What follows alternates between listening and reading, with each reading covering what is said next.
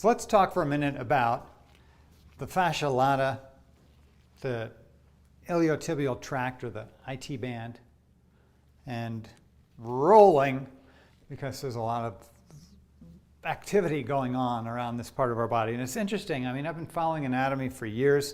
I've been, exploring the body for many years. And there's, certain waves of interest in particular tissues that come and go. For a while, the quadratus lumborum was all anyone wanted to talk about, or the psoas, or the IT band, right? So everything has its moment. The piriformis, so famous tissues. So the fascia lata is actually the covering of the whole thigh, right? And it's basically the fascia profundus of the thigh, the deep fascia of the thigh. And it invests the whole thigh and the muscles within it, right? So the fascia lata is the outer covering, which here has been removed. And there's only a remnant now of the fascia lata. It was cut here. This is the line of a scalpel. This tissue continued over the top here. So the scalpel, our scalpel's cut here, removed some, and left some remaining behind. And this is the picture you usually see in the anatomy book, right? Of like this weird white silvery bellhop stripe running up and down the lateral side of the thigh. And we call that the iliotibial tract. And anatomically, it does have some characteristic features that are basically consisting in its fibrous organization. It's thick and strong and strappy, and it has multiple directions of a 90-degree grid, at least 3 layers of fiber here that are adherent to one another. There's a certain amount of give and flexibility to the tissue, but I would say more to the point, it's a structural stabilizer, right? Between the head of the fibula and the tibia and the hip, right? Up all the way up to the iliac crest. So we can see that the gluteus medius is covered in it. Our tensor fascia lata has been removed. It's covered in it. And in fact, the tensor fascia lata fibers actually connect into it and contract on it. So we have this strong section, as it were, an area or region of the broad fascia of the thigh, the fascia lata, that's particularly extra fibrous, extra structural, extra strong. So it's not just dumb fascia. It's not some dead packing material or wrapper like a strapping tape. It's sensory, okay? There's thousands, millions, I don't know, a lot. I've seen people like Robert Schleip and Carla Stecco work to try and extrapolate from the data actually how much sensory free nerve endings live in these fascia. Their conclusion, a lot. It's very smart tissue. And what is it sensing? It's sensing tension, right? And its collective information gives us position in space. So we have proprioception and tension being sensed, right? But also pain, right? We can feel pain in our fascia. It's happening there. It's not, when the tension is off, we might interpret it as pain, right? So what of that? Who cares? Well, there's kind of a phenomenon going on in our culture where it echoes my childhood in the 70s. I was a teenager in the 70s when pain means gain. Do you remember that, folks? Folks who are my age remember. Yeah, Candy's like, yeah. No pain, no gain. The pain means gain era. I was working out to Arnold Schwarzenegger's supersets. I was getting big with Arnold, okay? And I would work until I was sick. And I got big, it's true. But nowadays, even in 2020, we have a memory or an echo of the pain means gain era of the 70s in the form of, in one instance of, or one example of it is rolling out your IT band. The notion is it's too tight and it needs to be softened or rolled out. And people will, put a roller, maybe a hard roller or some object here, and press on it with that object between the floor and their leg and kind of roll back and forth, and it'll hurt like hell. Okay? And it hurt like hell because the sensory nerve endings in this tissue are like, whoa, something's going on here. I'm really being dug on. The person's going to fall over. Warning bells are firing off, and the whole tissue is excitedly reporting to your nerve, your sensory apparatus that something is going crazy here.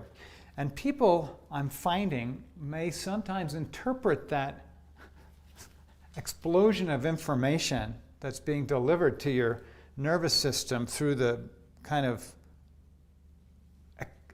excessive contact and stimulation of the tissue.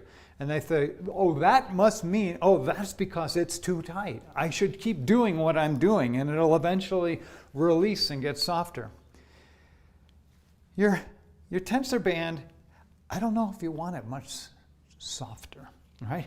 It's holding your legs and your hips together. It's like exoskeleton. It's part of your structure. You wouldn't want to be like, damn, this bone's too tight. I gotta limber it up, and you'll be like, blah, blah, blah, right? You'll fall apart.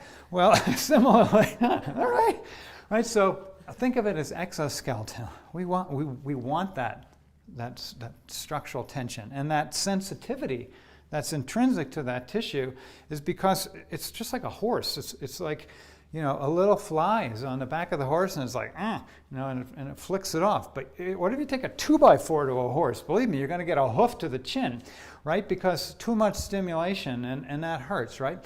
So similarly, we want to treat our IT band not like it's some recalcitrant mule that we need to, break. We need to break the mule so it becomes passive and not have so much tension. Actually, the tension's okay. If you got too much tension, what about the muscle tissue underneath it? Have you ever thought about a more, gentle way?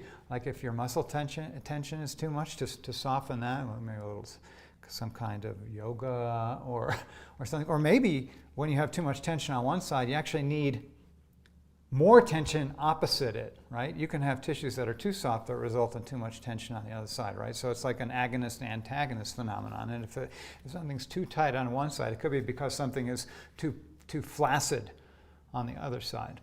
Well, what does rolling do? Are there any benefits to it? Are there any benefits to rolling? Well, that's a great question, right? So I think that smart rolling can have benefits, right? Because intervening between this structural element and this muscle tissue structural element is our membranes. I call them perifascial membranes, right? And these membranes have been disconnected here from the deep fascia, but it's a continuity, right? There's no gap of air here in the actual living body.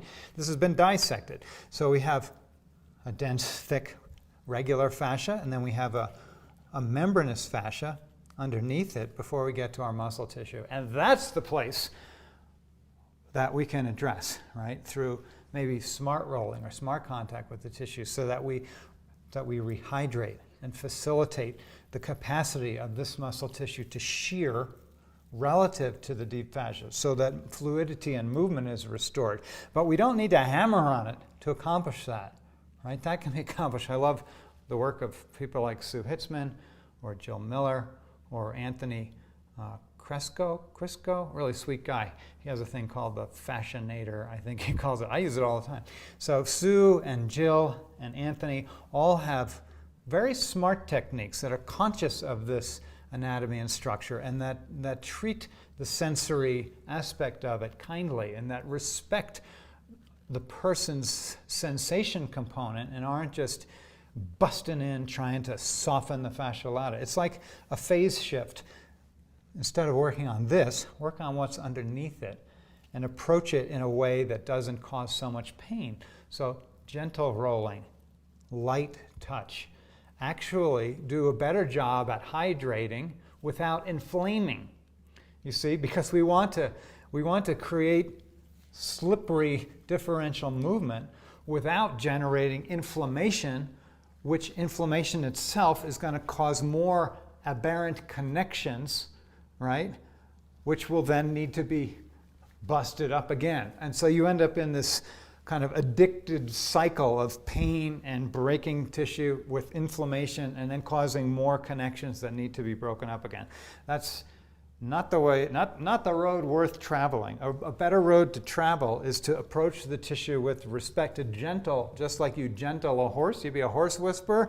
You want to be a IT band whisperer, right? You want to work at hydrating without inducing inflammation, right? Otherwise, you're going backwards rather than forwards. So that's kind of my IT band speech.